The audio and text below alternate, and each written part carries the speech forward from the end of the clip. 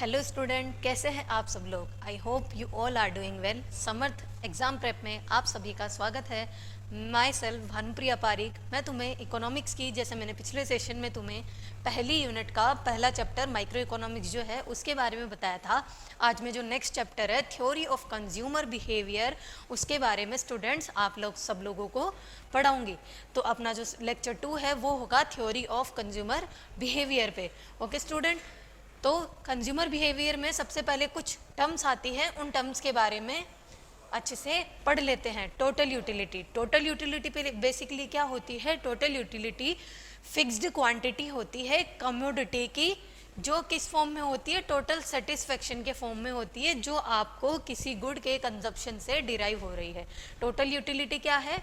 Total satisfaction derive to a consumer from consumption of a commodity. In my terms I can say this कि total utility क्या होती है? जो total satisfaction derive होता है किसी कंज्यूमर को किसी कमोडिटी के कंजप्शन से। ओके स्टूडेंट, जितना ज़्यादा किसी यूनिट को कंज्यूम करेगा कोई कंज्यूमर, उतना ज़्यादा उसका यूटिलिटी बढ़ेगा, मैक्सिमाइजेशन बढ़ेगा। अब टीयू किस पे, जो टोटल यूटिलिटी है वो किस पे डिपेंड करती है? Depend on the quantity of commodity consumed. ऐसा क्यों लिखा है? ऐसा इसलिए लिखा है क्योंकि ये कोई ज़रूरी नहीं है अगर मेरे को 2 रोटी से सेटिस्फेक्शन मिलता है तो दूसरे इंडिविजुअल को भी 2 रोटी से ही भूख खत्म होती है। उसके लिए हो सकता है जो यूटिलिटी मेरे लिए 2 रोटी की है उसके लिए सेम यूटिलिटी 4 रोटी से हो। ठीक है, तो टोटल यूटिलिटी किसी पर्टिकुलर कंज्यूमर की डिपेंड्स अपॉन हिज और her consumption of units of commodity. Okay student, इसका मतलब अगर n यूनिट्स, सपोज मैंने बोला कि अगर n यूनिट्स किसी चीज़ की कंज्यूम करी तो उस केस में टोटल यूनिट्स कैसे डिफाइन हो जाएगी? Total units total utility of n units, जो रेफर करती है total utility derived from consuming n units of a commodity. Now coming to student marginal utility. Marginal utility क्या होता है स्टूडेंट? मार्जिनल यूटिलिटी होता है, ये रेफर करता है, जब भी, इस चीज़ का ध्यान रखना, जब भी मार्जिनल की बात हो जाए तो वहाँ पे चेंजेस को रिप्रेजेंट करा जाता है। किसको रिप्रेजेंट करा जाता है स्टूडेंट? चेंजेस को। ठीक है, तो मार्जिनल यूटिलिटी में चेंजेस कैसे बोल रही हूँ मैं अभी आपको आगे बताती हूँ। Marginal utility is the change in total utility due to consumption of 1 additional unit of a commodity. Marginal utility क्या होती है? Utility derived from 1 extra unit of consumption of a commodity. For example, मैंने बोला कि कोई 2 individual है A and B, ए की जो यूटिलिटी है वो 2 रोटी से मिलती है, इंडिविजुअल बी को 4 यूनिट्स या 4 चपाती से उसको यूटिलिटी मिलती है। अब मैंने बोला कि कंज्यूमर ए ने, इंडिविजुअल ए ने 2 से 3 रोटी खाना स्टार्ट कर दिया। अब उसको उतनी ही यूटिलिटी 3 रोटियों से भी मिल रही है जितनी उसका जो सेटिस्फेक्शन लेवल है वो अब बढ़ गया। ठीक है, तो अब उसने क्या करा, जब अब वो 3 रोटी कंज्यूम करने लग गया इंडिविजुअल ए, तो उसकी जो मार्जिनल यूटिलिटी क्या होगी? देखो, पहले वो 2 कंज्यूम करता था रोटी, अब कितनी कंज्यूम कर रहा है? 3। तो मतलब उसने क्या करा? 1 चपाती ज़्यादा खाने लग गया। ठीक है स्टूडेंट, 1 चपाती ज़्यादा खाने लग गया, तो ये 1 चपाती उसकी क्या है? मार्जिनल यूटिलिटी, जो उसके टोटल यूटिलिटी में से डिराइव हुई है। क्या था? कब? जब उसने 1 additional unit of a commodity को कंज्यूम किया है। ठीक है, एग्जाम्पल इसका मैं देती हूँ। सपोज हमारे पास 4 बनाना है, अगर 4 बनाना किसी को 28 यूनिट की यूटिलिटी देते हैं, ठीक है, और 5 बनाना से उसको 30 यूनिट्स की यूटिलिटी मिलती है, मतलब उसका सेटिस्फेक्शन ज़्यादा होता है। ठीक है, of total utility clearly consumption. अब इससे क्या पता चल रहा है कि 5th बनाना का जब उसने कंजप्शन करा तो उसकी यूटिलिटी में जो चेंजेस आया वो कितने से आया स्टूडेंट? 30। पहले क्योंकि उसको 4 यूनिट से उसको 28 यूनिट्स का सेटिस्फेक्शन मिलता था, जब उसने 5 यूनिट कंज्यूम करी तो उसको 30 यूनिट्स का सेटिस्फेक्शन मिला। तो उसको जो ये मार्जिनल यूटिलिटी जो चेंज जो मिल रहा है उसको 1 extra unit of consumption of a good, वो कितना मिल रहा है उसको, उससे उसको सेटिस्फेक्शन कितना डिराइव हो रहा है? 2 का उसे यूटिलिटी या सेटिस्फेक्शन डिराइव हो रहा है। ठीक है स्टूडेंट, अगर इसको मैथमेटिकल फॉर्म में देखें तो ये इस तरीके से रिप्रेजेंट किया जाता है। देखो यहाँ पे फॉर्मूला दे रखा है ये। अब ये फॉर्मूला कह क्या रहा है, मैं आपको इसके बारे में थोड़ा अच्छे से बता देती हूँ। Marginal utility of n units. Suppose मैं पहले इनिशियल पीरियड में यहाँ पे लिख देती हूँ, इनिशियल में कितना कंज्यूम करती थी।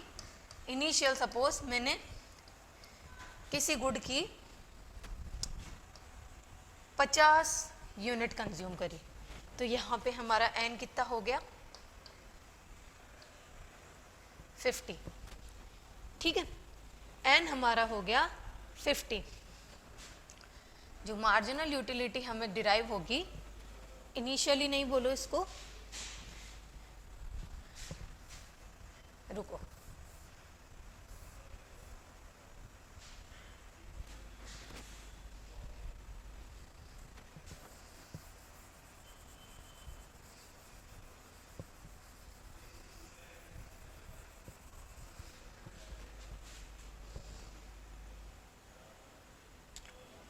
देखो स्टूडेंट, मैंने बोला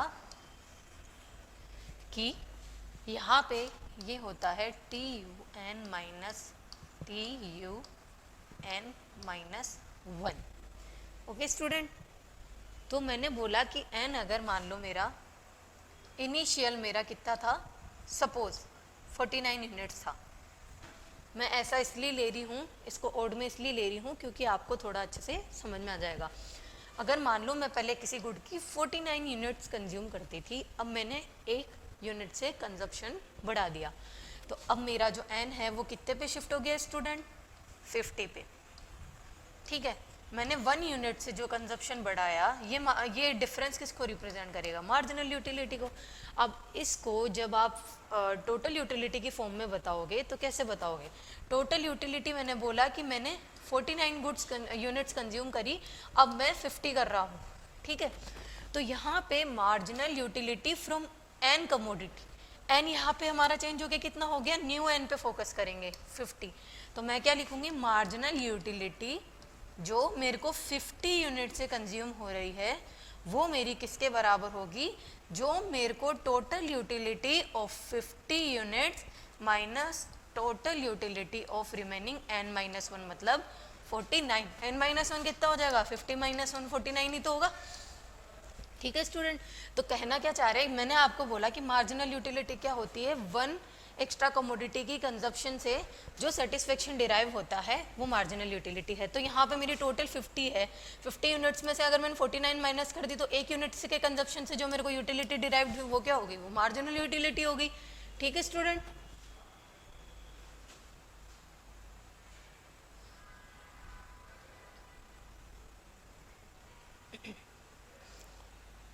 अब देखो ये तो हो गया मार्जिनल यूटिलिटी का फॉर्मूला, इसे बाय हार्ट याद कर लेना, इस पे क्वेश्चन पूछा जा सकता है फ्रेम करके।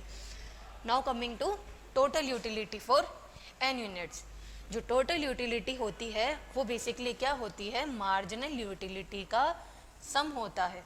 ऐसा क्यों होता है, जैसे अभी मैंने बताया कि मार्जिनल यूटिलिटी क्या होती है, एक यूनिट का जो आपने एक्स्ट्रा कंजप्शन करा है वो मार्जिनल यूटिलिटी है। तो ऐसे हर एक एक्स्ट्रा यूनिट को मैं जोड़ूंगी तो टोटल बराबर नहीं आ जाएगी, आ जाएगी ना। तो इसीलिए total utility of n units क्या होती है, summation of marginal utility of n units where I start from 0 to n। Now relationship between T U and M U.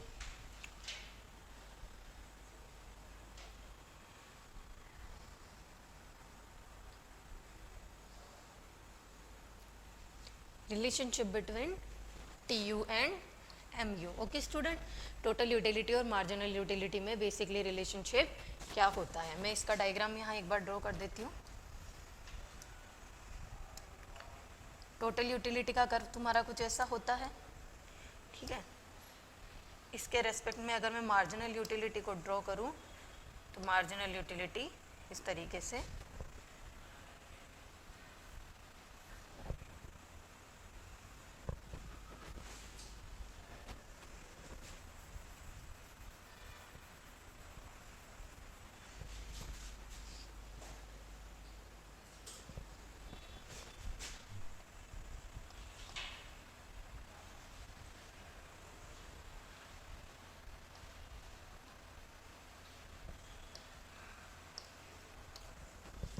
Okay student, देखो ये जो है रिलेशनशिप वो क्या कहती है कि जब टी यू मैक्सिमम होता है तो मार्जिनल यूटिलिटी वहाँ पे ज़ीरो हो जाती है। मैं अपनी लैंग्वेज में बोलूँ, when T U started increasing at increasing rate, then mu started decreasing at decreasing rate, and when tu become maximum mu become 0, and when tu start decreasing at decreasing rate mu will become negative। Okay student, अब देखो यहाँ पे मैंने units का consumption करा, 1 unit, 2 unit, 3 unit, 4 unit ऐसे करके, और टोटल यूटिलिटी मान लो मेरे को 1 यूनिट के कंजप्शन से जो टोटल यूटिलिटी मिल रही है वो 12 मिल रही है। टोटल यूटिलिटी कितनी मिल रही है मेरे को? 12। तो जैसे जैसे मैं यूनिट का कंजप्शन बढ़ा रही हूँ वैसे वैसे मेरी जो टोटल यूटिलिटी है वो भी बढ़ रही है। ठीक है, जैसे जैसे मेरा यूनिट्स का कंजप्शन बढ़ रहा है मेरी टोटल यूटिलिटी भी बढ़ रही है, लेकिन जो मेरी मार्जिनल यूटिलिटी है वो क्या कर रही है? डिक्रीज हो रही है। ठीक है स्टूडेंट, मार्जिनल यूटिलिटी क्या हो रही है? डिक्रीज हो रही है। और आफ्टर रीचिंग टू जीरो, यहाँ पे ये जीरो पे पहुंच जाएगी जब आपकी टोटल यूटिलिटी कितनी हो जाएगी? 24। तो ये आपका जीरो हो रहा है। उसके बाद ये यूटिलिटी आपकी किस पे जा रही है? ये आपकी जा रही है -2 पे।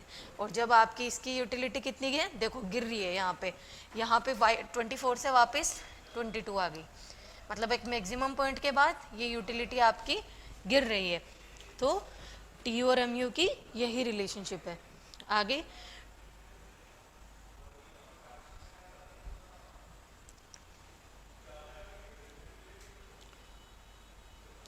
टोटल यूटिलिटी इंक्रीज हो रही है, टोटल यूटिलिटी इंक्रीज हो रही है, up to this point increase हो रही है, बट किस तरीके से इंक्रीज हो रही है? डिमिनिशिंग रेट से। टोटल यूटिलिटी जो बढ़ रही है, देखो डिमिनिशिंग रेट से क्यों बोला? देखो अगर इस ग्राफ को मैं तोड़ूं तो यहाँ पे 3 पॉइंट आते हैं, एक पॉइंट ऑफ इन्फ्लेक्शन, ये पॉइंट ऑफ मैक्सिमा वगैरह है ना।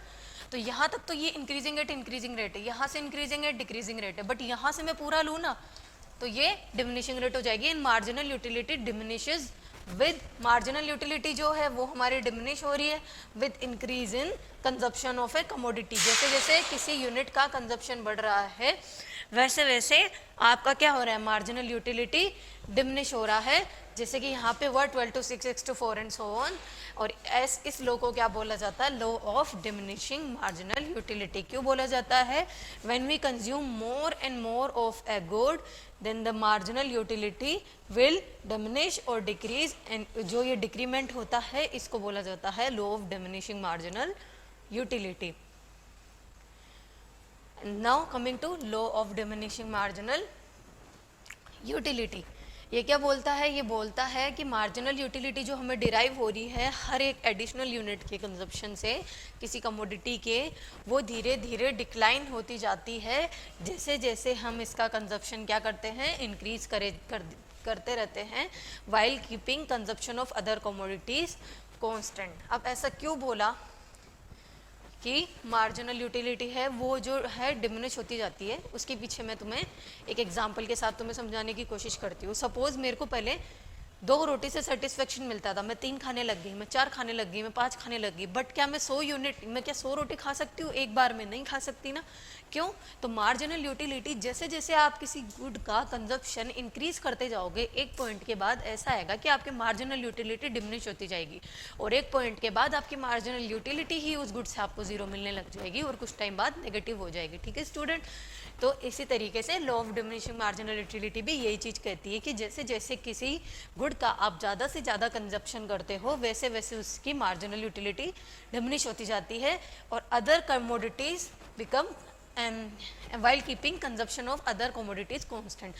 ऐसा क्यों बोला कि रोटी खा रहे हो तो उससे ये फर्क नहीं पड़ेगा कि आप कपड़े क्या पहन रहे हो, उसका कितना कंजप्शन कर रहे हो। ठीक है, तो यहाँ पे कमोडिटी की बात करी गई जो आप उस रेफरेंस में ले रहे हो। mu एक पॉइंट पे जाके 0 हो जाएगा जहाँ पे tu क्या हो जाएगा? कांस्टेंट हो जाएगा। जो मैक्सिमा पॉइंट है वहाँ पे tu क्या है? मैक्सिमम तो है लेकिन एक वो कांस्टेंट पॉइंट भी है, उस पॉइंट की बात हो रही है पर्टिकुलर यहाँ पे। ठीक है, तो tu remains constant. Now cardinal and ordinal utility.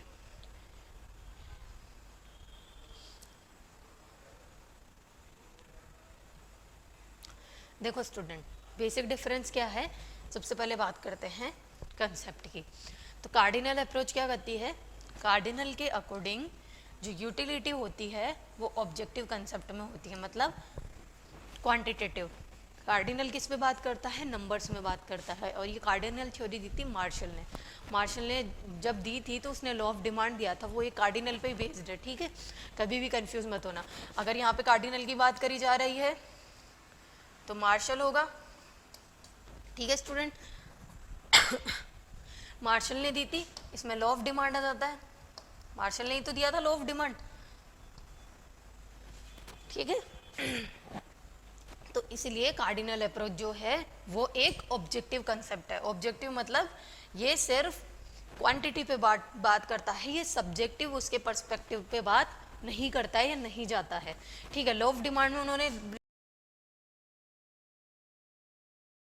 Relationship बता दी कि प्राइस होती है, क्वांटिटी होती है, इनवर्स रिलेशनशिप होती है, एक बढ़ेगा तो एक घटेगा, बट ये तो हो गई। बट इसका सब्जेक्टिव पार्ट जो है वो मार्शल ने कहीं ना कहीं एक्सप्लेन नहीं करा था और यही उनकी थ्योरी का ड्रॉबैक था। एंड मेजरमेंट जो है, अब यहाँ पे ऑर्डिनल अप्रोच में क्या होता है, ऑर्डिनल अप्रोच क्या होती है जबकि क्वालिटेटिव होती है। According to ordinal approach utility is a subjective concept. यहाँ पे ऑर्डिनल अप्रोच जो होती है इसमें रैंक एंड ऑर्डर की बात करी जाती है। स्टूडेंट इस चीज़ को याद रखना, यहाँ पे रैंक एंड ऑर्डर की बात करी जाती है, यहाँ टर्म्स को डिवाइड करा जाता है रैंक या ऑर्डर के बेस पे। मेजरमेंट की बात आती है तो यहाँ पे इसको नंबर्स में, जैसा कि मैंने तुम्हें ऊपर बताया, ये क्वांटिटेटिव होती है तो नंबर्स में मेजर होगी। अब ये क्वालिटेटिव है तो ये साइकोलॉजी फीलिंग को बताएगी और ये मेजर नहीं करी जाएगी, ये सिर्फ मेजर होगी रैंक में या कंपैरिजन में। या तो किसी को रैंक दे दो तुम गुड को, या फिर कंपैरिजन कर दो, ठीक है, इस तरीके से। नाउ इसका ऑल्टरनेटिव नाम क्या होता है ये याद रखना student.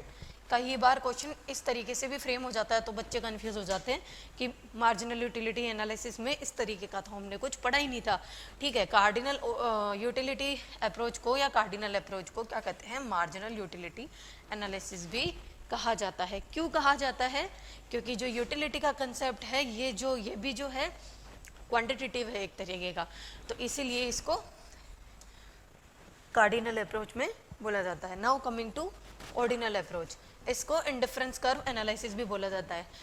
First of all student, indifference curve दिया किसने था, इंडिफरेंस कर्व किसने दिया था, ये क्वेश्चन फ्रेम होता है पेपर में, ठीक है student.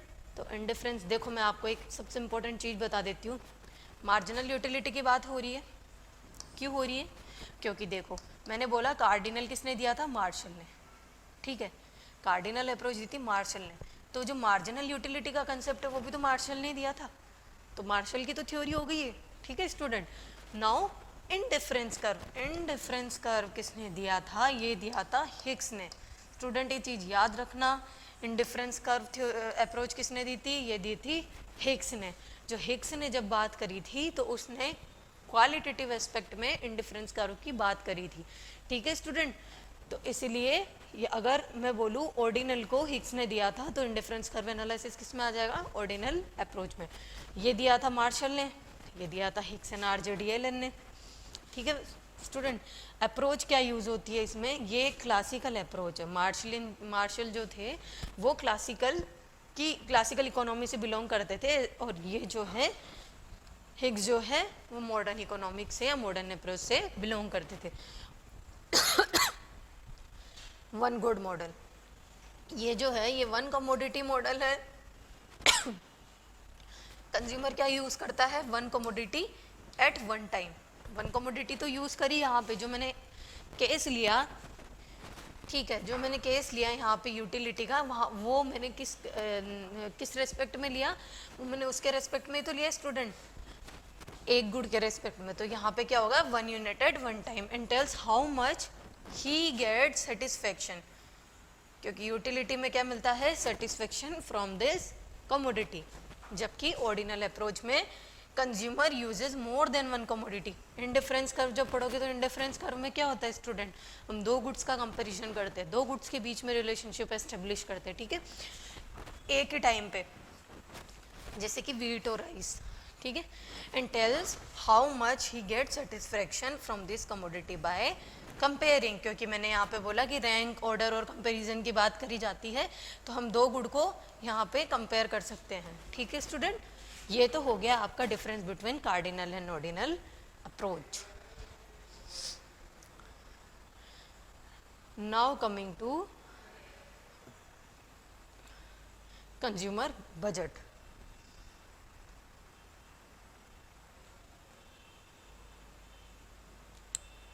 Now coming to consumer budget.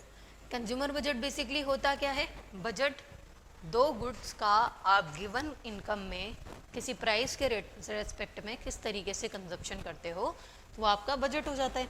Consumer budget is the real purchasing power of a consumer from which he she can purchase the certain quantitative bundles, यहाँ पे बंडल्स की बात करी गई है, of two goods at a given price. ऐसा क्यों दिया गया है स्टूडेंट, मैं बता देती हूँ। हम जब बजट लाइन को रिप्रेजेंट करते हैं तो हम ऐसे करते हैं, price of commodity X into X, price of commodity X into quantity of X consume, plus price of commodity Y plus into Y की जितनी यूनिट आपने कंज्यूम कर रही है वो आपके किसके बराबर होगी? इनकम के। ये आपने इक्वेशन पढ़ी होगी बजट लाइन की। ठीक है स्टूडेंट, ये होता है लेस देन इक्वल होता है, बट मोस्टली इसको ज़्यादातर जब इक्वेशन सोल्व करते हैं तो इक्वल में लिया जाता है। तो ये क्या हो गया हमारा, और ये क्या हो गया? ये बेसिकली बंडल्स ही तो हो गए दो गुड के। पी ऑफ एक्स एक अलग गुड है, पी ऑफ वाई एक अलग गुड है। दो गुड्स का जो बंडल है उनको क्वांटिटेटिव मेजर में किसी गिवन प्राइस पे, क्योंकि प्राइस ऑफ एक्स भी हमें फिक्स्ड है, प्राइस ऑफ वाई भी फिक्स्ड है। ठीक है, तो ऐसे गुड को कंज्यूमर बजट में कहा जाता है। कब कब? जब रियल परचेजिंग पावर की बात हो रही हो। ठीक है student, now coming to budget set.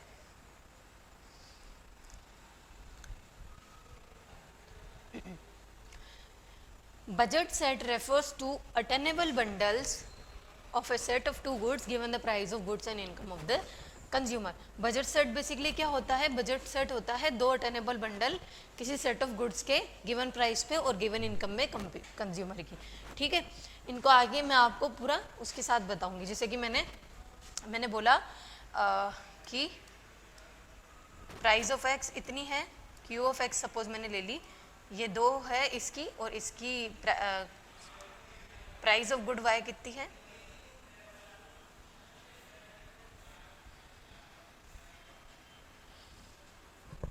ठीक है स्टूडेंट, अगर मैंने बोला कि प्राइस ऑफ एक्स मैंने ₹2 ले ली सपोज, और प्राइस ऑफ गुड वाई मैंने ले ली ₹4, और मैंने बोला कि यहाँ पे जो मैं quantity of good x consume कर रही हूँ वो मैं कर रही हूँ 4 यूनिट, और क्वांटिटी ऑफ वाई गुड के मैं कंज्यूम कर रही हूँ 4 यूनिट्स। जो मेरा यहाँ पे बंडल होगा इसके अकॉर्डिंग वो क्या होगा? P X into Q X करो, P X into Q X कितना हो जाएगा? 2 इंटू 4 प्लस 4 इंटू 4, 4 इंटू 4 कितना हो गया? 8 प्लस 16 कितना हो गया? 20। और यहाँ पे मैंने एक चीज़ स्पेसिफाई नहीं करी स्टूडेंट, मैं स्पेसिफाई कर सकती, हो सकता है मेरी इनकम जो हो 25 हो या 20 हो, क्योंकि जितना मैंने कंजप्शन करा है मेरी, हो सकता है कि मैं सारी की सारी इनकम इन दोनों गुड के कंजप्शन पे स्पेंड कर दूँ, या फिर हो सकता है कि मैं सारी की सारी ना स्पेंड करके 20 रुपये इस पे कर दूँ और 5 रुपये में बचा लूँ, तो मेरी सेविंग हो गई। ठीक है स्टूडेंट, तो इस तरीके से बजट का सेट होता है जो all possible bundles of all the goods we have purchased at given price and quantity of units. Now budget line. Budget line basically क्या होती है? जो भी बंडल है दो गुड का X1 X2 का, जो कंज्यूमर परचेज कर रहा है, बाय कर रहा है एट ए गिवन इनकम, उसकी गिवन इनकम जो है, सपोज मेरी इनकम 100 रुपये है, तो 100 रुपये में मैं जो दो बंडल गुड X1 और X2 के, सपोज मैंगो ले लो और बनाना ले लो, तो मैं 100 रुपये में मैं मैंगो भी खरीदूंगी, मैं बनाना भी खरीदूंगी। ठीक है, at a two goods of prices P1 and P2, क्योंकि मैंगो की प्राइस P1 एंड बनाना की प्राइस P2। अब आती है budget line.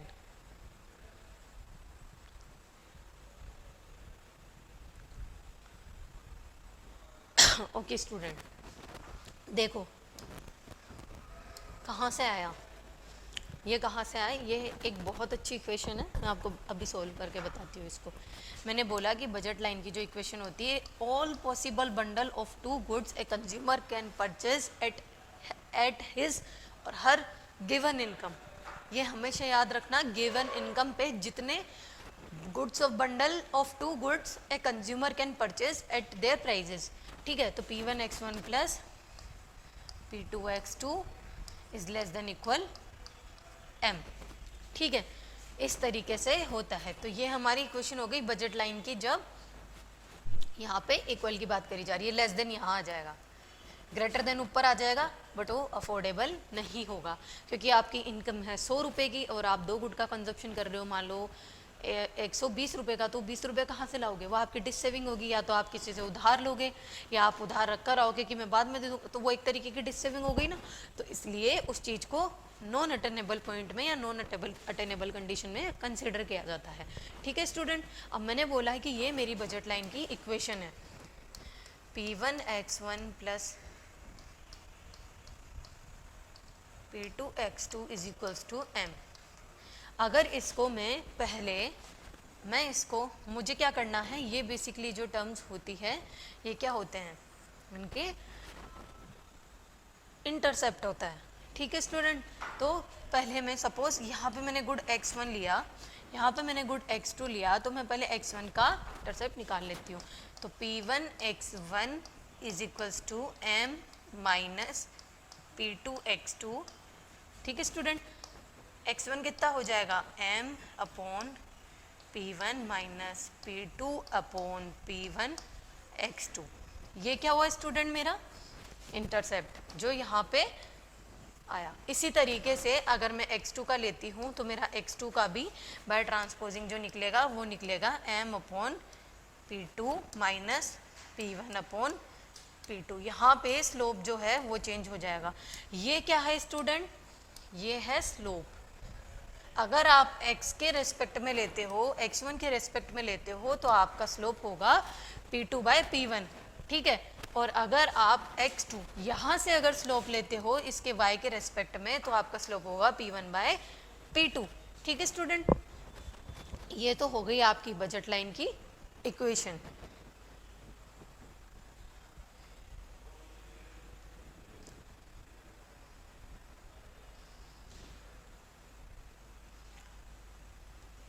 Now quantity of good one is measured on the x axis, and quantity जो हमने गुड x2 के लिए वो y एक्सिस में मेजर हो रही है, जो हमने डायग्राम में देखा था। और ये पॉसिबल बंडल है टू गुड्स का। बजट सेट क्या रिप्रेजेंट करता है, जो फिगर में वो रिप्रेजेंट करता है कि ऑल पॉइंट्स ऑन, जैसा कि मैंने आपको बताया था कि उस बजट लाइन के अंडर, क्योंकि इनकम हमेशा लेस देन और इक्वल होती है, इनकम हमेशा जो P1x1 प्लस P2x2 है वो हमेशा लेस देन या इक्वल होगा। तो बंडल जितने भी अटेनेबल बंडल्स होंगे वो इस लाइन पे या इस लाइन के अंदर लाया करेंगे, बाहर वाला कभी भी अटेनेबल नहीं होगा। उसका रीजन मैंने आपको बताया था, आपकी इनकम 100 रुपये की है और आप कंजप्शन 2 गुड का अगर मान लो 120 रुपये का कर रहे हो, तो 20 रुपया आप किसी से बोरो करके लाओगे तो वो अनअटेनेबल, या ऐसा मान लो कि वो सफिशिएंट नहीं है एक तरीके से, ठीक है। तो इसी तरीके से बजट सेट में जो पॉइंट बजट लाइन पे है या बजट लाइन के अंडर लाई करते हैं, वो सारे पॉइंट क्या होते हैं, attainable points of a budget line होते हैं। The figure which consist of all points on or below the straight line having the equation this consist of all bundle whose cost is equal to M।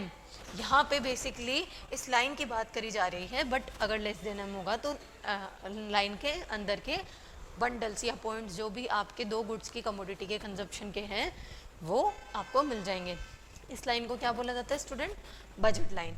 Budget line किस assumption पर drawn करी जाती है कि consumer का budget मान लो 30 रुपये का है, 30 रुपये कमाता है, उसने गुड वन की प्राइस मान लो 2 रुपये है, गुड 2 की प्राइस 1 रुपये है, और वो 15 यूनिट गुड 1 की कंज्यूम करता है और गुड 2 की भी कंज्यूम करता है। तो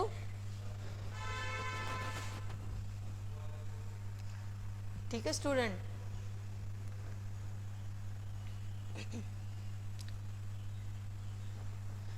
15 यूनिट गुड 1 की कंज्यूम करता है और एंटायर बजट जो है गुड 1 पे ही स्पेंड कर देता है, और 30 यूनिट्स ऑफ गुड 2 की कंज्यूम करता है जब एंटायर अमाउंट वो गुड 2 पे स्पेंड कर देता है। देखो यहाँ पे बेसिकली क्या बोला जा रहा है कि मैंने बोला ये तुम्हारी बजट लाइन है, ये मैंने बोला m अपॉन पी एक्स, ये मैंने बोला m अपॉन पी वाई। ठीक है स्टूडेंट, अब ये जो पॉइंट है ये बेसिकली क्या बता रहा है, when consumer spend all his income on the consumption of Y good, X good पे उसने कुछ भी कंज्यूम नहीं करा तो जीरो हो जाएगा। इक्वेशन में पुट करके देख लो, P1 x1 plus P2 x2 is equal m। इस पे वो कंजप्शन कर ही नहीं रहा है तो ये जीरो हो गया, तो सारा उसने किस पे स्पेंड कर दिया, P2 x2 पे। तो इसका ग्राफ क्या हो जाएगा, अगर मैं देखूँ तो ये हो जाएगा x2 is equal to m upon P2। यहाँ पे P2 ले लो, मैंने P1 ले लिया। ठीक है, similarly when an individual spend all his income on the consumption of good x, good y पे उसने कुछ भी स्पेंड नहीं करा तो इस पे इस वाले पॉइंट पे अटेन हो जाएगा। इन दोनों को जब जोड़ोगे तो एक बजट लाइन मिलेगी, और इन बजट लाइन के बीच में जितने भी पॉइंट होंगे वो सारे एक बजट लाइन के अटेनेबल पॉइंट्स होंगे, या combination of two goods which a consumer can purchase at his given price, at his given income. Sorry कि स्टूडेंट, जैसा कि मैंने आपको बताया कि इक्वेशन ये है, स्लोप हमेशा नेगेटिव में लिया जाता है। क्यों लिया जाएगा यहाँ पे नेगेटिव में, यहाँ पे इस नेगेटिव को कभी जब आप क्वेश्चन सॉल्व करो तो ये नेगेटिव आगे मत लगाना, आंसर में बहुत डिफरेंस हो जाएगा। ठीक है, यहाँ पे बेसिकली स्लोप को नेगेटिव लेने का रीजन ये है क्योंकि फॉल हो रहा है। ठीक है, ये फॉल हो रहा है जिसकी वजह से इसका स्लोप क्या है, नेगेटिव है। That is the ratio of price of two commodities. Now preferences of the consumer.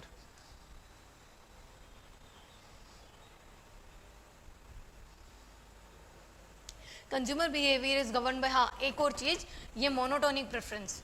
Monotonic preference क्या बोल रही है यहाँ पे, मोनोटोनिक प्रेफरेंस का मतलब ये है कि कंज्यूमर अगर एक गुड को कंज्यूम कर रहा है तो दूसरे को हमेशा उससे ज़्यादा कंज्यूम करेगा या उससे ज़्यादा प्रीफर करेगा अगर वो कंज्यूमर को हायर लेवल ऑफ सेटिस्फेक्शन अगर प्रोवाइड कर रहा है तो। ठीक है स्टूडेंट, एक ये और चीज़ होती है कि बजट लाइन में ये चीज़ याद रखना कि कंज्यूमर की जो प्रेफरेंस होती है वो मोनोटोनिक प्रेफरेंस होती है। उसके बाद हम पढ़ेंगे स्टूडेंट इंडिफरेंस कर्व, जो किसने दिया था, हिक्स ने।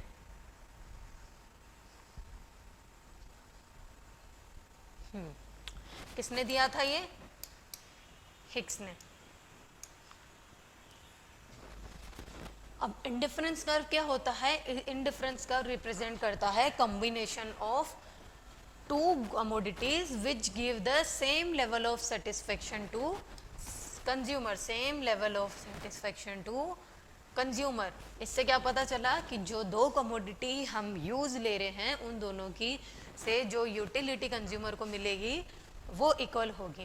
कैसे, फॉर एग्जांपल आप सेम कैटेगरी के गुड्स ले सकते हो, जैसे कि मैंने ले लिया वीट या राइस, मैंने ले लिया बाजरा वीट, मैंने ले लिए फ्रूट्स में मैंगो बनाना ग्रेप्स, जो भी आप ले रहे हो, बट ये सेम कैटेगरी में फॉल होते हैं फ्रूट्स से, चाहे आप वो खाओ या वो खाओ, आपको जो न्यूट्रिशन है वो ऑलमोस्ट बराबर मिलेगा, जो आपको जितने भी फाइबर्स वगैरह मिलते हैं। ठीक है स्टूडेंट, तो same level of satisfaction consumer को जो अटेन हो रहा है, ऐसे दो गुड्स का कॉम्बिनेशन आईसी में बताया जाता है। ये स्लोप्स डाउनवर्ड होता है, स्लोप्स डाउनवर्ड होता है अगर एक गुड का अमाउंट आप इंक्रीज कर रहे हो तो दूसरे गुड का अमाउंट है जो कंजप्शन है वो डिक्रीज होगा, और इसी प्रेफरेंस को क्या बोलते हैं, मोनोटोनिक प्रेफरेंस।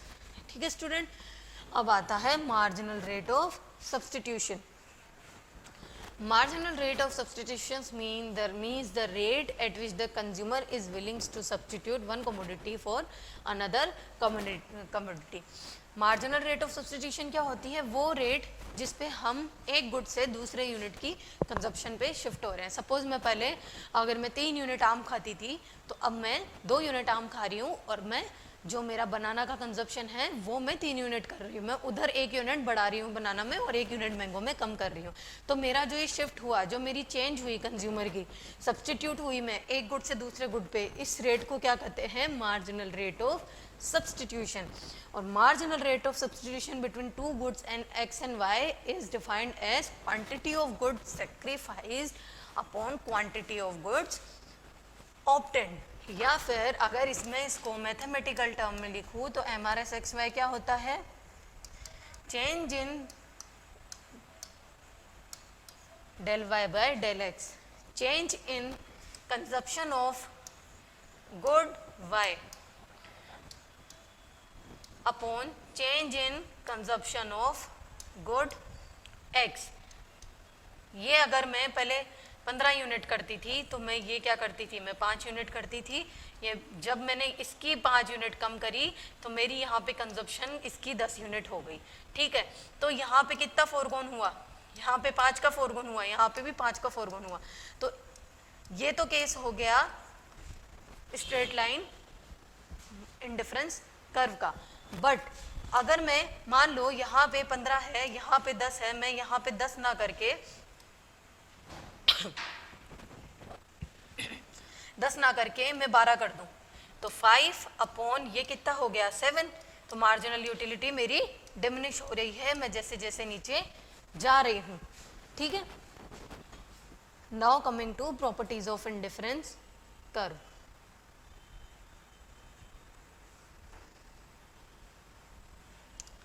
इंडिफरेंस कर्व की स्टूडेंट प्रॉपर्टीज क्या होती है? ये बाय हार्ट याद कर लेना, ये एग्जाम में पूछा जाता है घुमा के किसी न किसी तरीके से। Higher indifference curve offers higher preference to consumer.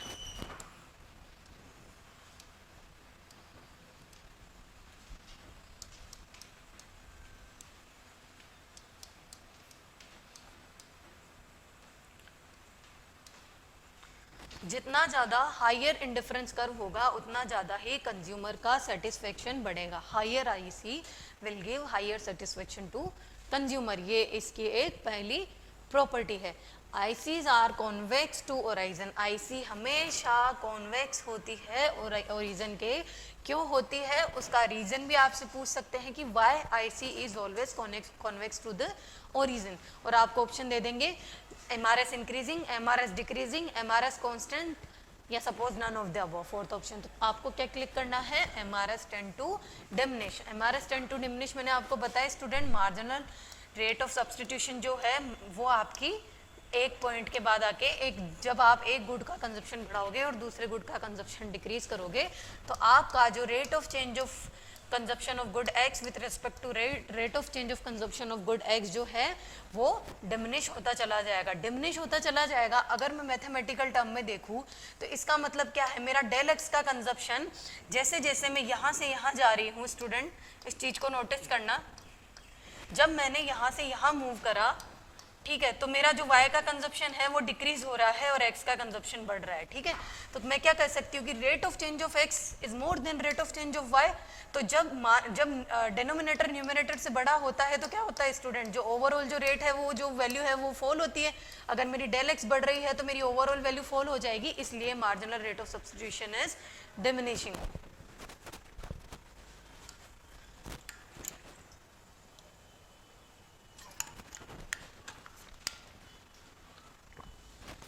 Now coming to third point, IC are sloped downward or negatively sloped। IC जो है वो डाउनवर्ड स्लोप्ड होती है और इसका रीजन भी एक तरीके से मार्जिनल रेट ऑफ सब्स्टिट्यूशन ही होता है। जो सब्स्टिट्यूट करता है कंज्यूमर दो गुड के कंजप्शन में, वही इसका रीजन है। आईसीज जो होती है एक दूसरे को कभी भी इंटरसेक्ट नहीं करती है, वेरी इंपॉर्टेंट पॉइंट। और ये क्यों नहीं करती है मैं तुम्हें इसका रीजन बताती हूँ कि आईसी क्यों इंटरसेक्ट नहीं करती है। देखो स्टूडेंट, अगर दो आईसी इंटरसेक्ट करेगी, सपोज ये मेरी IC1 है एंड दिस इज IC2, ये जिस पॉइंट पे इंटरसेक्ट कर रही है ये इक्विलिब्रियम पॉइंट हो गया सपोज, है ना, इसको मैंने A नाम दे दिया। अगर मैं इसके नीचे जाती हूँ मैंने क्या करा, गुड वाई को कम कर दिया और मैं सोच रही हूँ कि मैं गुड एक्स का कंजप्शन बढ़ा रही हूँ। तो मेरे पास 2 पॉइंट होंगे स्टूडेंट, 2, क्योंकि 2 IC है। तो IC1 पे मेरा कंजप्शन इतना हो रहा है और IC2 पे सपोज मैं इतना कंजप्शन कर रही हूँ। कोई IC1 पे मेरा ये क्वांटिटी X2 हो गई, ये X1 हो गई। या इसको पॉइंट को मैं नाम दे दूँ B, इसको मैं नाम दे दूँ C। तो ये जो हमारा बन रहा है वो कुछ ऐसा बन रहा है।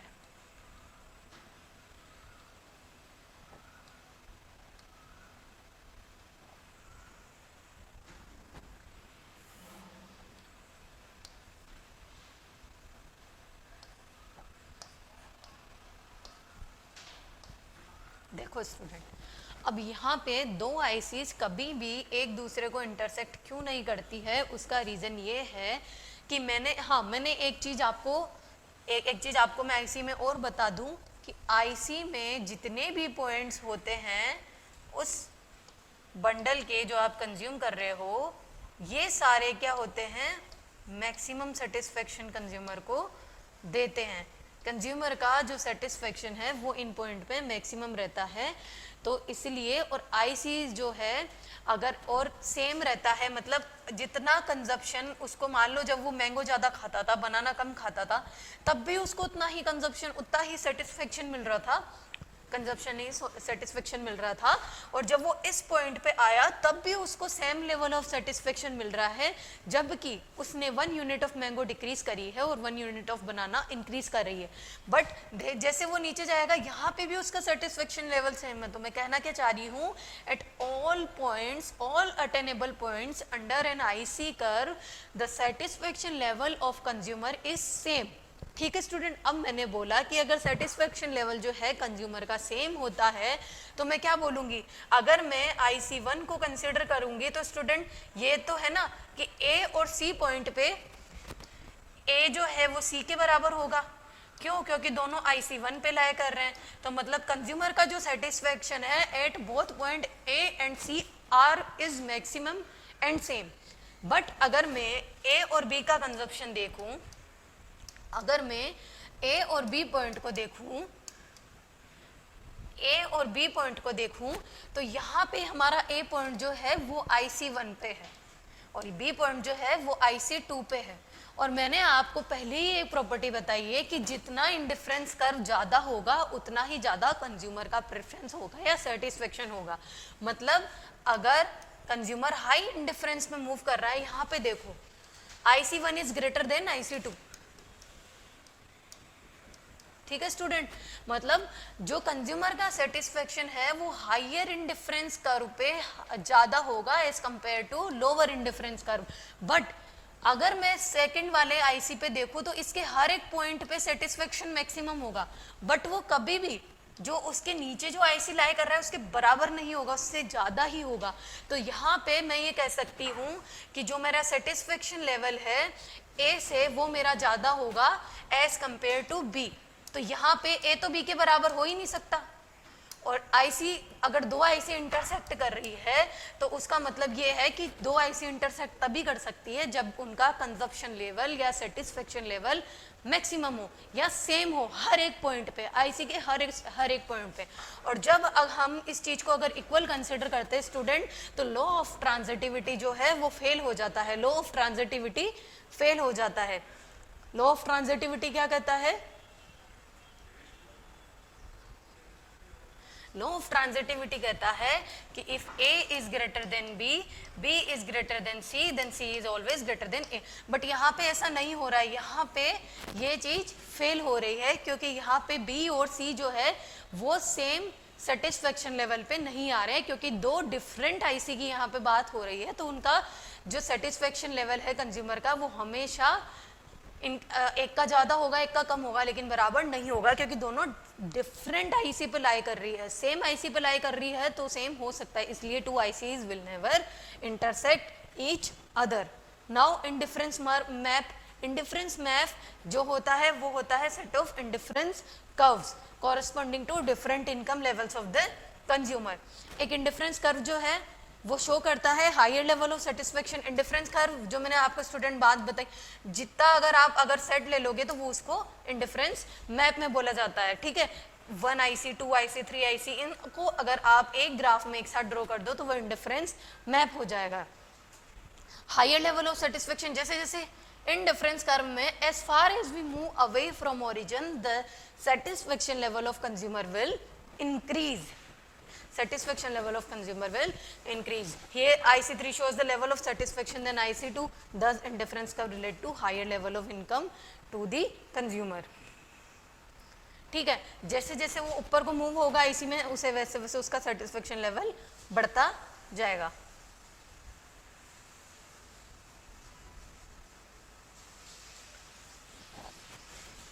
Now coming to utility.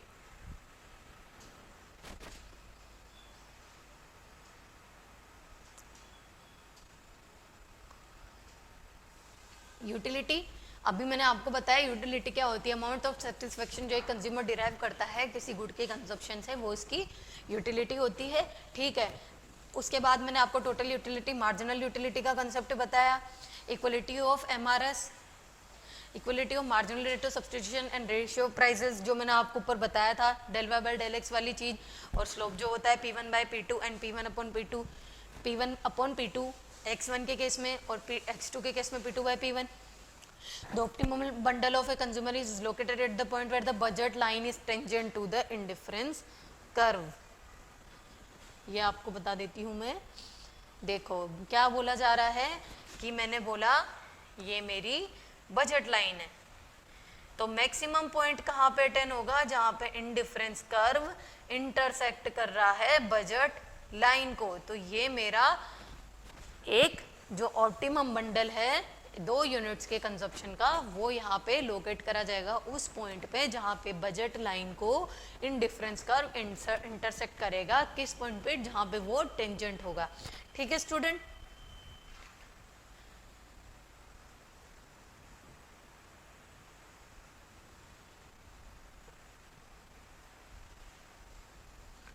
The absolute value of the slope of indifference curve and of the budget line are equal to that point. क्या बोला जा रहा है, जिस पॉइंट पे बजट लाइन और आईसी एक दूसरे को इंटरसेक्ट कर रहे हैं उस पॉइंट पे बेसिकली जो marginal rate of substitution of this is equals to px upon py। इसको चाहे आप याद मत करना, बट मैं आपको समझाने के पर्पज से बता रही हूँ, ये यही बोला जा रहा है यहाँ पे बजट लाइन जहाँ पे MRS किसके इक्वल होता है, प्राइस रेशियो ऑफ 2 गुड, ठीक है। The slope of the budget line is the rate at which the consumer is able to substitute one good for other in the market and optimum 2 rate should be the same. यह इस point पे ये दोनों बराबर होंगे, मतलब इनका price ratio बराबर होगा। बराबर से क्या मतलब है, जितना यूनिट वो गुड एक्स का कंज्यूम कर रहा है उतना ही यूनिट वो गुड वाई का कंज्यूम करेगा। तो यहाँ पे ये चीज बोली जा रही है, तभी तो हमारे 6y px अपॉन py के बराबर होगा, ठीक है। The price ratio can not be optimum as well when the MRS is less than the price ratio. Optimum होगा ही नहीं जब MRS लेस देन होगा प्राइस रेशियो के, तो ये ऑप्टिमम नहीं होगा। मतलब कहना क्या चाह रहा है, इस पॉइंट के ऊपर और इस पॉइंट के नीचे ऑप्टिमम पॉइंट नहीं होगा, ठीक है स्टूडेंट। अब आते हैं डिमांड के कंसेप्ट पे। डिमांड होती क्या है, desire of a consumer to consume a good with a sufficient purchasing power and willingness to spend on that particular good। ये आपकी क्या होती है, डिमांड का कंसेप्ट होता है। डिमांड क्या क्या कंसिस्ट करती है, किसी गुड की आपकी डिजायर है परचेस करने की, बट उसके साथ आपकी परचेसिंग पावर भी होनी चाहिए। सपोज मैं डिजायर करूँ कि भाई मैं तो कल को पोर्च खरीदूंगी, बट क्या मेरी परचेसिंग पावर उतनी है, नहीं होगी, तो मैं कहां से खरीदूंगी। तो कंज्यूमर हमेशा डिजायर किस रेस्पेक्ट में करेगा, according to his purchasing power plus उसकी विलिंगनेस टू बाय, कि वो उस चीज को कितना मन से खरीदना चाहता है, किसकी विल है उस चीज को खरीदने की। तो ये तीनों चीजें मिलकर हमेशा डिमांड को कंसिस्ट करते हैं। Now coming to individual demand in market demand. Student individual demand क्या होती है? डिमांड जो एक कमोडिटी की, एक क्वांटिटी की एक इंडिविजुअल करता है willing to buy at a particular price during a specified period. अगर किसी कमोडिटी की कोई इंडिविजुअल डिमांड कर रहा है तो वो इंडिविजुअल डिमांड होगी। और मार्केट डिमांड क्या होती है? Market demand is the horizontal summation of individual demand in the market. कैसे स्टूडेंट? ये ऐसे होता है, सपोज ये फर्म 1 का डिमांड कर्व है, ओके, ये फर्म 2 का डिमांड कर्व है, तो जो मार्केट डिमांड कर्व होगा वो क्या होगा? सपोज ये यहाँ पे डिटरमाइन हो रही है कोई प्राइस, ये यहाँ पे, तो जो मार्केट डिमांड कर्व होगा वो स्टूडेंट क्या होगा? इस तरीके से होगा। वो क्या होगा? फर्म के डिमांड कर्व से फ्लैटर होगा, या कह सकते हैं मोर इलास्टिक होगा। फर्म का डिमांड कर्व थोड़ा लेस इलास्टिक होगा, जबकि मार्केट डिमांड कर्व थोड़ा मोर इलास्टिक होगा। और मार्केट डिमांड कर्व क्या है? ये हॉरिजॉन्टल, देखो हॉरिजॉन्टल समेशन ले रहे हैं प्राइस का दोनों फर्म की, है ना, ऑफ इंडिविजुअल डिमांड। ये इंडिविजुअल डिमांड हो गई, ठीक है। एक हाउस होल्ड दूसरा हाउस होल्ड ले लो इस तरीके से। It indicate various quantities of commodity, various quantities of commodity, इनको भी तो कंसीडर करा जाएगा। Various quantities of a commodity which all consumer in the market are willing to buy at different possible prices of that commodity.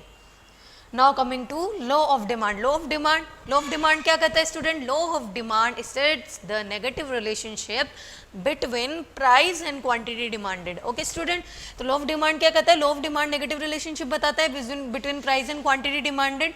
इसका मतलब क्या है? Inverse relationship का मतलब, इनवर्स रिलेशनशिप का मतलब है स्टूडेंट कि अगर प्राइस इंक्रीज होगी, इनवर्स रिलेशनशिप मतलब एक का डिक्रीमेंट, एक का इंक्रीमेंट हो रहा है तो दूसरे का डिक्रीमेंट हो रहा है, या ऐसे कह लो कि प्राइस डिक्रीज हो रही है तो क्वांटिटी डिमांडेड क्या हो रही है? बढ़ रही है। ठीक है स्टूडेंट, लॉ ऑफ डिमांड इस तरीके से नेगेटिवली स्लोप्ड होता है, डाउनवर्ड स्लोपिंग होती है।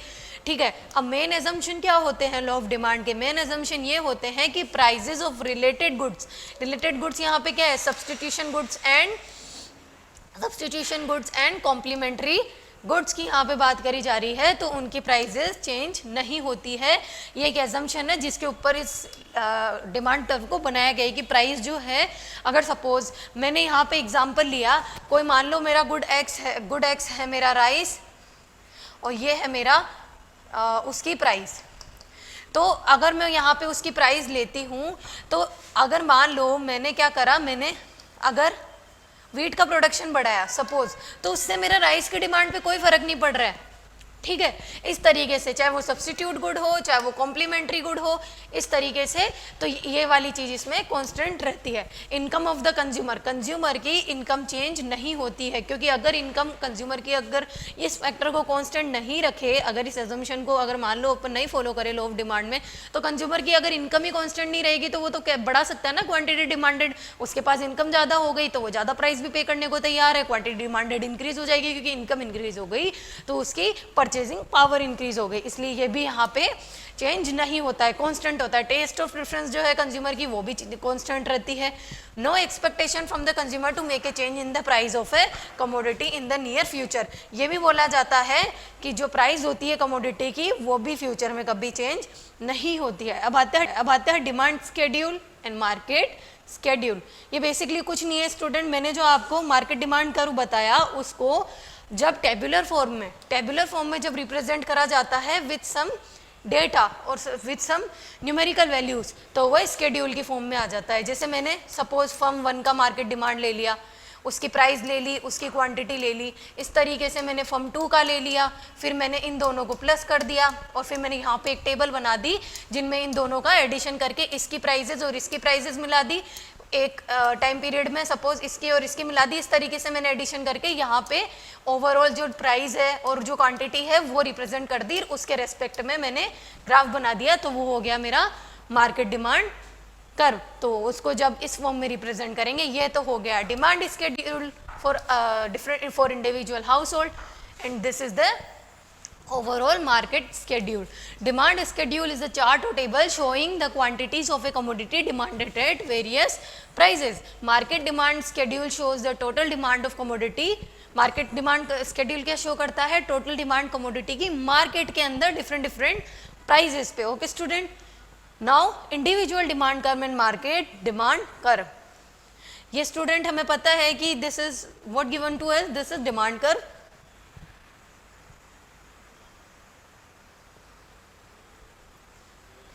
ठीक है, तो individual demand curve is a curve showing different quantities of a commodity which one particular buyer is willing to buy at different possible prices of a commodity at a point of time. ये देखो, ये वही सब चीजें जो मैं आपको पढ़ा रही हूँ।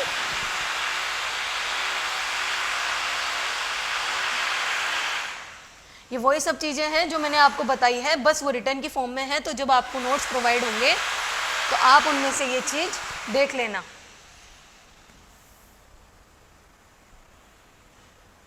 इंडिविजुअल डिमांड कर्व, जो मैंने आपको बता दिया कि इंडिविजुअल डिमांड कर्व किस तरीके से रिप्रेजेंट करा जाता है।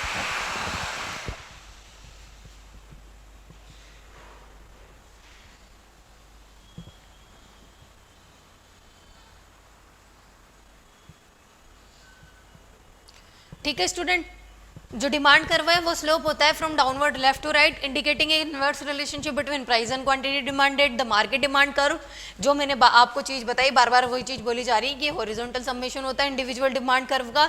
ये various quantities of commodity indicate करता है जो ऑल कंज्यूमर एक मार्केट में बाय करेंगे डिफरेंट डिफरेंट पॉसिबल प्राइजेस पे। और डायग्राम जो है वो इसका, जैसे मैंने आपको बताया था, ये फर्म 1 का है। ओके,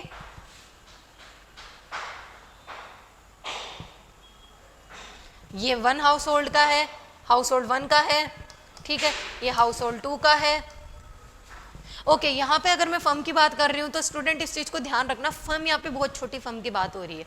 हाउस होल्ड वैसे जनरली कंसीडर करा जाता है क्योंकि फर्म क्या होती है, थोड़ी बड़ी हो जाती है, और यहाँ पे हम इंडिविजुअल यूनिट की बात करते हैं। बट अगर कई जगह फर्म आए तो भी गलत नहीं है, क्योंकि देखो माइक्रो पे बात होती है। सपोज मैंने 4-5 फर्म को एक साथ कर लिया, जबकि यहाँ पे क्या है, मान लो कोई फर्म ए है, छोटी सी फर्म है, यहाँ पे फर्म 2 है, तो वो एक तरीके की इंडिविजुअल यूनिट ट्रीट हो जाएगी वहाँ पे। तो इस चीज में कंफ्यूज मत होना, पर जनरली यहाँ पे जो टर्म ली जाती है वो ली जाती है हाउस होल्ड। ठीक है स्टूडेंट, ये बी का डिमांड कर्व है। इसका देखो यहाँ पे हॉरिजॉन्टल समेशन कर दिया। आपको अगर ये चीज में डाउट हो तो स्टूडेंट देखो ये वाली चीज, तो यहाँ एक चीज और नोटिस करना, यहाँ पे जब प्राइस 4 थी तो यहाँ पे भी प्राइस 4 थी। जब यहाँ पे प्राइस 4 थी तो क्वांटिटी डिमांडेड कितना हो रहा था, ए गुड का 1। यहाँ पे कितना हो रहा था, 1। तो यहाँ पे ये जो 1 है, देखो स्टूडेंट ये चीज बताई गई है। तो यहाँ पे ये क्वांटिटी डिमांडेड 1 तो है, लेकिन देखो ग्राफ जो है वो थोड़ा दूर से शुरू हो रहा है, या फिर इसको यहाँ पे तुम 2 यूनिट भी कर सकते हो, क्योंकि वैसे जनरली तो इन दोनों क्वांटिटी डिमांडेड का एडिशन ही होता है। यहाँ पे 4 कर लो, यहाँ पे 6 और यहाँ पे 8। इस चीज में कंफ्यूज मत होना स्टूडेंट, क्योंकि ये इन दोनों का मार्केट समेशन है, उसी को मार्केट डिमांड कर्व बोला जाता है। और why does the demand curve slope downward to the right, ये बहुत ही बेसिक क्वेश्चन है और हमेशा इसे घुमा के पूछा जाता है। तो market demand curve downward sloping क्यों होता है, इसके पीछे जो रीजन है, इनवर्स रिलेशनशिप होती है पहले तो प्राइस और क्वांटिटी डिमांड में, पर जो सबसे इसका मेन रीजन है बिहाइंड द नेगेटिव रिलेशनशिप, और या कह सकते हो downward sloping of demand curve, is diminishing marginal utility law of. अब देखो, अब पढ़ेंगे फैक्टर जो रेस्पॉन्सिबल है, उसमें पहला आता है law of diminishing marginal utility. जैसे कि हमने पढ़ा था डिमिनिशिंग मार्जिनल यूटिलिटी, हमने पढ़ा था अभी कुछ देर पहले कि डिमिनिशिंग मार्जिनल यूटिलिटी क्या होती है। मार्जिनल यूटिलिटी जैसे जैसे कंज्यूमर की टोटल यूटिलिटी बढ़ती जाती है, उसकी मार्जिनल यूटिलिटी कम होती जाती है या रिड्यूस होती जाती है, और मार्जिनल यूटिलिटी डिमिनिश होती जाती है, तो उसको ही law of diminishing marginal utility बोला जाता है। तो जो एडिशनल यूटिलिटी कंज्यूमर को डिराइव हो रही है एडिशनल कंजप्शन से किसी कमोडिटी के, उसको मार्जिनल यूटिलिटी बोला जाता है। Consumer get maximum satisfaction from the consumption of a commodity when the price paid for the commodity is just equals two is marginal utility. जितनी वो प्राइस पे करा है उसे उतनी ही मार्जिनल यूटिलिटी मिल रही है। इसका मतलब उसने जो 1 extra good of unit of good consume कर रहा है, उससे जो उसे मार्जिनल यूटिलिटी मिल रही है वो किसके बराबर होगी, उसकी जितनी उसने प्राइस पे करी है उस गुड के लिए। ठीक है, अब जैसे जैसे कंज्यूमर की क्वांटिटी डिमांडेड उस पर्टिकुलर गुड की बढ़ती जाएगी, जैसे जैसे उसकी प्राइस डिक्रीज होती जाएगी तो उसकी मार्जिनल यूटिलिटी भी क्या है, डिक्रीज होती जाएगी। सीधी सी बात है, किसी गुड की प्राइस डिक्रीज हो रही है, तुम्हारे पास इनकम है, तुम खरीदोगे, बट एक पॉइंट ऐसा आएगा कि उग जाओगे, मतलब I am not wanting this thing much more, चाहिए इसकी मेरे को 100 यूनिट दे दो, मैं नहीं खरीदूंगी, फ्री में भी नहीं खरीदूंगी फॉर एग्जाम्पल। तो वो एक सिचुएशन एक अराइज हो जाती है, तो वहां पे इसलिए डिमिनिशिंग मार्जिनल यूटिलिटी का कंसेप्ट आता है। और second reason of demand curve to be downward sloping is substitution effect. ठीक है, सब्सटीट्यूशन इफेक्ट। सब्सटीट्यूशन इफेक्ट क्या होता है, जैसे कि मैंने एग्जांपल ले लिया टी एंड कॉफी, ठीक है, ये दोनों एक दूसरे के सब्सटीट्यूट है, मतलब मैं ये नहीं होगा तो मैं इससे काम चला लूंगी, ये नहीं होगा तो मैं इससे काम चला लूंगी। सब्सटीट्यूट कर देते हैं वन कमोडिटी को तो वो रिलेटिवली चीपर हो जाती है। मैंने आपको फर्स्ट लेक्चर में ये चीज टी एंड कॉफी का एग्जांपल बहुत अच्छे से बता रखा है, और नहीं बताया हो तो मैं एक बार आपको फिर से बता देती हूँ कि सब्सटीट्यूशन इफेक्ट क्या होता है। सब्सटीट्यूशन इफेक्ट होता है, सपोज प्राइस ऑफ टी अगर बढ़ गई तो quantity demanded of coffee increase हो गई। क्यों? जब टी की प्राइस बढ़ गई, सपोज पहले कोई वन कप ऑफ टी कितने का मिलता था, 1 कप ऑफ टी मिलता था 10 रुपए का, अब टी की प्राइस बढ़ गई तो 1 कप ऑफ टी कितना हो गया, 1 कप ऑफ टी हो गया 15 रुपीज। और अभी भी कॉफी का जो 1 कप ऑफ कॉफी है वो कितने का मिल रहा है, वो अभी भी 10 रुपए का मिल रहा है, तो कंज्यूमर क्या करेगा, इस पे शिफ्ट हो जाएगा। क्यों? क्योंकि अब जब टी की प्राइस बढ़ी तो क्वांटिटी डिमांडेड गुड वाई की बढ़ गई, गुड कॉफी की बढ़ गई, quantity demanded of coffee increase. Okay, now coming to income effect. Income effect देखो, जैसे कि बता रहा है, इनकम इफेक्ट का बेसिकली क्या होता है, रियल इनकम जो है कंज्यूमर की वो जब चेंज होती है तो उसकी वजह से जो क्वांटिटी डिमांडेड है उसमें क्या चेंजेस आता है ना, with respect to price of the commodity, तो वो होता है इनकम इफेक्ट। सपोज मैंने बोला कंज्यूमर की इनकम बढ़ गई, भाई मैं ये चीज कह सकती हूँ ना कि कंज्यूमर की इनकम बढ़ गई तो मेरा डिमांड कर शिफ्ट कर जाएगा, ये एक तरीके की कंडीशन है। तो ये वाली चीज हो गई, ये हो गया इनकम इफेक्ट। इन केस में ये बता देती हूँ आपको स्टूडेंट, इंफीरियर गुड में हमेशा इनकम के रेस्पेक्ट में बात करी जाती है कि इनकम बढ़ेगी तो मेरे कंजप्शन पे या क्वांटिटी डिमांडेड पे क्या फर्क पड़ेगा, बट गिफन गुड में हमेशा प्राइस के रेस्पेक्ट में ही बात करी जाती है। गिफन गुड्स में क्या होता है स्टूडेंट, अगर मेरी प्राइस डिक्रीज हो रही है तो क्वांटिटी डिमांडेड डिक्रीज कर दो, प्राइस इंक्रीज हो रही है तो क्वांटिटी डिमांडेड इंक्रीज कर दो, और यहाँ पे क्या हो जाएगा, लॉ ऑफ डिमांड क्या हो जाएगा स्टूडेंट, वॉयलेट हो जाएगा, लॉ ऑफ डिमांड वॉयलेट हो जाएगा। समझे स्टूडेंट? तो इसीलिए गिफन कभी भी, गिफन गुड्स या गिफन पैराडॉक्स या गिफन इफेक्ट कभी भी इनकम के लॉ ऑफ डिमांड को फॉलो नहीं करता है, तो इसीलिए ये एक्सेप्शन है। अब तो मैं एग्जांपल देती हूँ, जैसे अगर देखो ये क्या है, गिफन इफेक्ट में अगर ये मैंने एग्जांपल लिया, सपोज ज्वार बाजरा ले लिया, तो ज्वार बाजरा में अगर आपकी उसकी प्राइस कम हो गई तो क्वांटिटी डिमांडेड आपकी कम होगी। पहले तो देखो इसमें कुछ इस तरीके का ग्राफ होता है, वो तुम बाद में पढ़ोगे, कुछ पॉइंट तक की इंक्रीज होगी, लेकिन फिर वापस से है ना ये न्यूट्रल लेवल पे आ जाएगी, वो इंक्रीज नहीं होगी।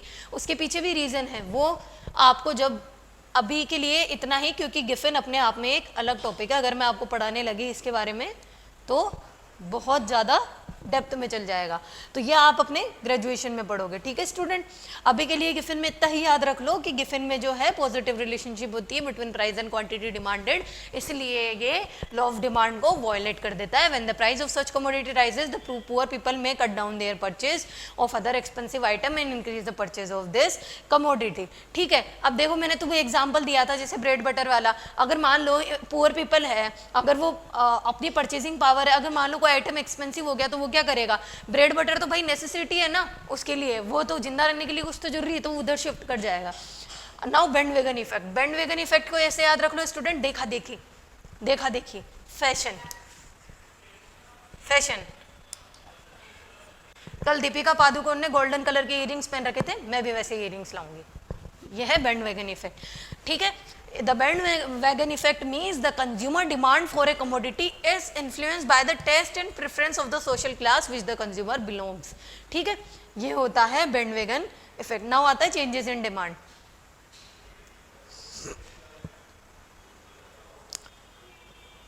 Changes in demand, demand for any commodity depends on several factor beside it prices. देखो डिमांड जो है वो प्राइस पे तो डिपेंड करती है, और भी बहुत सारे फैक्टर्स होते हैं जिन पर डिपेंड करती है। तो इसके लिए हमने क्वांटिटी डिमांड को और चेंज इन डिमांड को दो तरीके में स्पेसिफाई करा है। पहला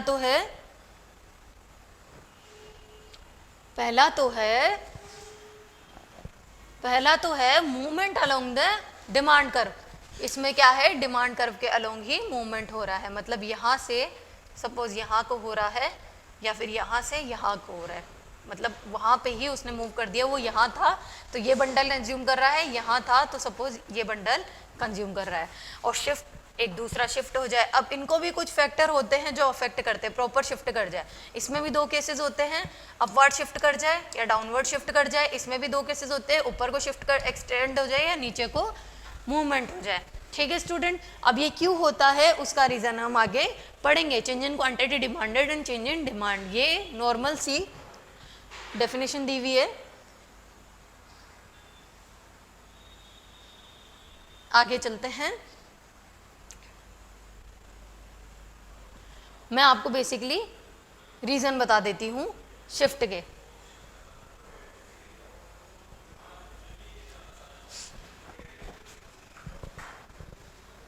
मैं आपको रीजन बता देती हूँ शिफ्ट के। देखो स्टूडेंट, अगर डिमांड में मूवमेंट होगा, फर्स्ट ऑफ ऑल अगर मूवमेंट होगा तो मूवमेंट किस कारण से होगा, क्योंकि देखो मूवमेंट में वो सेम डिमांड कर्व पे मूव कर रहा है, तो इसका मतलब वो उसकी preferences for good at prices changes. इसको ऐसे कह सकते हैं स्टूडेंट।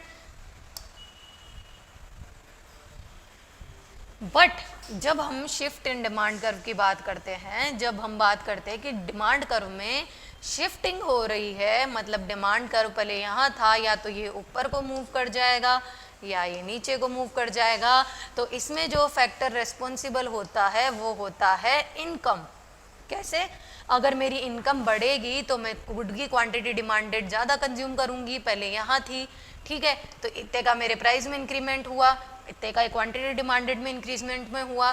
कब, जब मेरी कंज्यूमर की इनकम बढ़ गई। और जब कंज्यूमर की इनकम डिक्रीज हो जाएगी तो पहले वो किसी गुड की इतनी कंज्यूम करता था, अब इतनी कंज्यूम कर रहा है, तो ये डाउनवर्ड शिफ्ट हो जाएगा।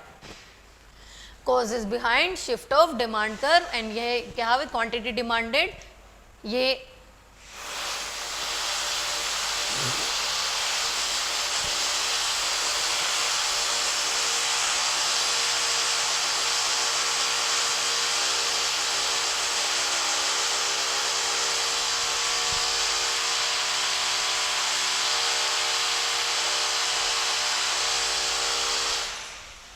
ठीक है स्टूडेंट। तो जो shift along the demand curve होता है, movement along the demand curve होता है,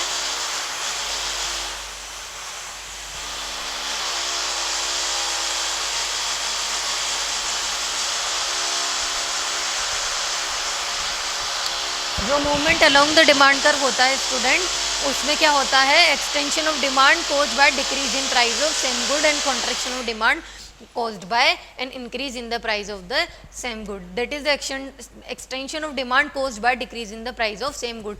extension किस तरीके से होगा, एक गुड की प्राइस डिक्रीज कर रहे हो और उसकी क्वांटिटी डिमांडेड आप इंक्रीज कर रहे हो, जो मैंने चीज़ बताई थी वही फिर शिफ्ट मैंने आपको बताई दिया कि शिफ्ट क्यों होता है। शिफ्ट का रीजन होता है इनकम में चेंजेस।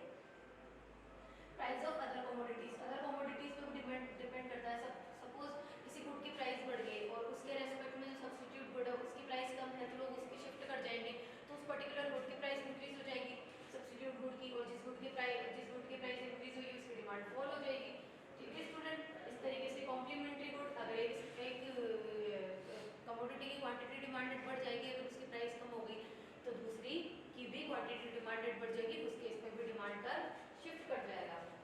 कंज्यूमर के प्रेफरेंस पर भी डिपेंड करेगा कि प्रोड्यूसर अगर मान लो मोर मनी है, किसी मनी को एडवर्टीजमेंट में ज़्यादा पैसा लगाता है तो कंज्यूमर उसकी तरफ ज़्यादा खींचा चला जाएगा, जिसकी वजह से उसकी डिमांड बढ़ जाएगी। ठीक है स्टूडेंट, जैसे इसका एक एग्जांपल लेती हूँ मैं।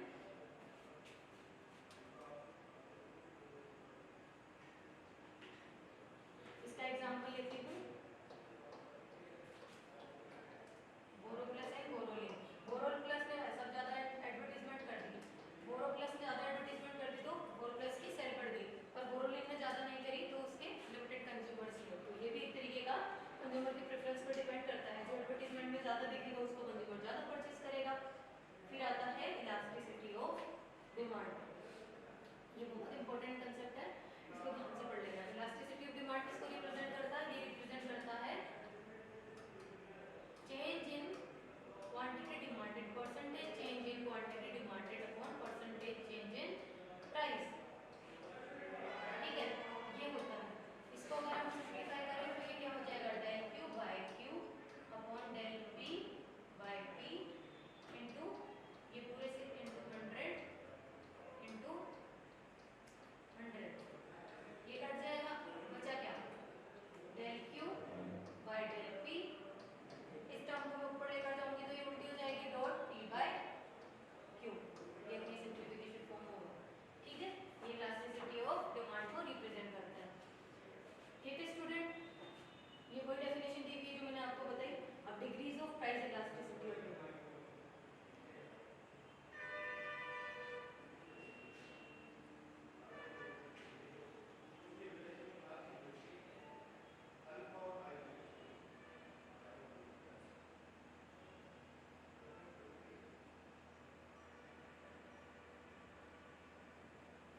देखो स्टूडेंट, पहला आता है परफेक्टली इनइलास्टिक डिमांड। अब परफेक्टली इनइलास्टिक डिमांड का मतलब है जहाँ पे ईडी कितना हो जाए?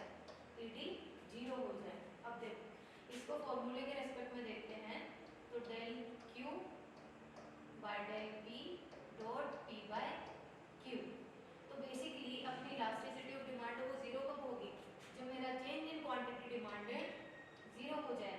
यहाँ पे देखो क्वांटिटी डिमांडेड फिक्स्ड हो गया, मतलब पहले एक टाइम के बाद मान लो ये 20 पे आ गया तो फिर वो 20 है ना, कहीं ना कहीं जाके एक तरीके से वो जब इसको इस फॉर्मूले में पुट करेंगे तो वो वैल्यू क्या करेगा? इलास्टिसिटी ऑफ डिमांड की 0 दे देगा। सिर्फ प्राइस ही बढ़ती रहेगी बढ़ती रहेगी बढ़ती रहेगी, बट क्वांटिटी डिमांडेड नहीं बढ़ेगी। तो ये कैसे स्टूडेंट? परफेक्टली इनइलास्टिक डिमांड था। परफेक्टली इनइलास्टिक डिमांड में क्या होता है? With respect to change in prices there is no change in quantity demanded, उस केस में। ठीक है, तो क्वांटिटी डिमांडेड 0 हो जाएगी। अब आती है इनइलास्टिक डिमांड। इनइलास्टिक डिमांड होती है ईडी जब लेस देन 1 होता है। ईडी लेस देन 1 कब होगा? ईडी लेस देन 1 होगा with percentage change in quantity demanded. Percentage change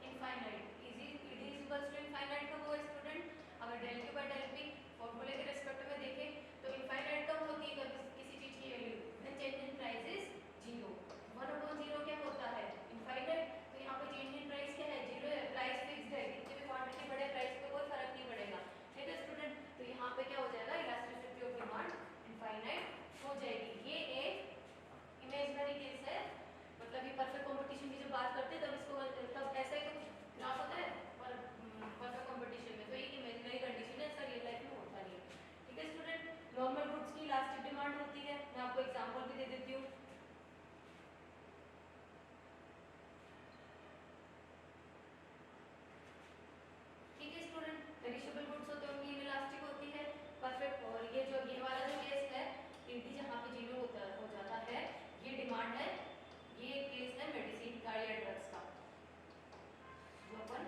for example आपको जितनी गवर्नमेंट जितनी डॉक्टर ने प्रिस्क्राइब करा है आप उतनी ही तो मेडिसिन खाओगे, आप ज़्यादा थोड़े ना जाओगे, तो आपकी क्वांटिटी क्या है, लिमिटेड है। और एक एग्जाम्पल, और अगर आपकी प्राइस बढ़ भी जाती है तो भी क्या है, आपकी क्वांटिटी डिमांडेड उतनी ही रहेगी जितनी आपको डॉक्टर ने प्रिस्क्राइब करी है, आप उससे ज़्यादा नहीं करोगे। ठीक है student, now factors affecting elasticity of demand.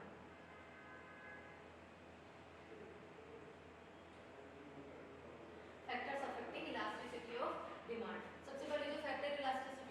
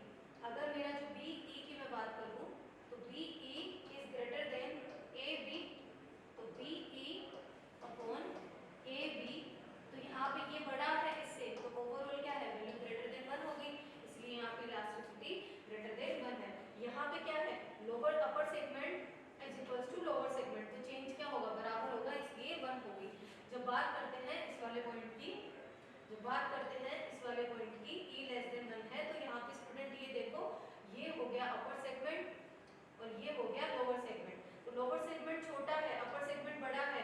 जब न्यूमरेटर जो है वो छोटा है, डिनोमिनेटर क्या है, बड़ा है, तो उस केस में क्या होगा, ओवरऑल वैल्यू क्या हो जाएगी, डिक्रीज। तो यहाँ पे इलास्टिसिटी लेस देन 1 हो जाएगी। अब बात करते हैं ए और ई पॉइंट की।